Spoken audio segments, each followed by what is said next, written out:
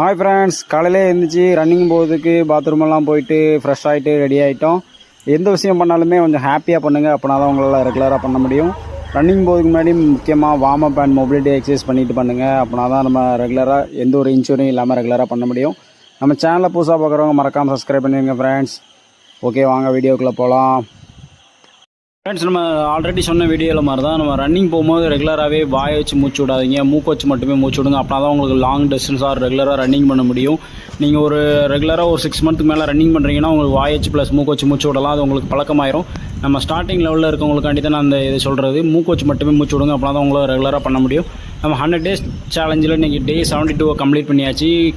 Running முடிச்சதே ஒரு 5 Nimitz R 10 Nimitz rest எடுத்துகிட்டு நீங்கள் கண்டிப்பாக ஒரு 3 or 4 செட் மொபிலிட்டி எக்ஸசைஸ் பண்ணுங்கள். பண்ணுறதுனால என்ன பெனிஃபிட் பார்த்தீங்கன்னா, கால் நல்லா ஃப்ளெக்சிபிளாகி நம்ம ரெகுலராக எந்த ஒரு இன்சூரியும் இல்லாமல் ரன்னிங் பண்ண முடியும். ரன்னிங் முடிச்சுட்டு அதே மாதிரி ஸ்வெட் எல்லாமே க்ளீன் பண்ணிவிட்டு ஒரு ஃபிட்னஸ் செக்அப் பண்ணோம். நம்மளுக்கு நல்லாவே பாடி இம்ப்ரூவ்மெண்ட் ஆகிருக்கு. இதுக்கு காரணம் எக்ஸசைஸ் மட்டும் இல்லை, கண்டிப்பாக டயட் ப்ளஸ் நம்ம கிரியேட்டின் எடுக்கிறோம். மசில் குரோத்துக்காண்டி நல்லாவே இம்ப்ரூவ்மெண்ட் இருக்குது. நிறைய வாட்டர் கிரியேட்டின் எடுக்கிறோம் குடிங்க. அது மாதிரி high protein and fibre rich food சாப்பிடுங்க. அது மாதிரி எல்லாமே முடிச்சுட்டு நம்ம டேயில் வந்து ஃபிஷ் ஆயிலோட டே கம்ப்ளீட் பண்ணுறோம்.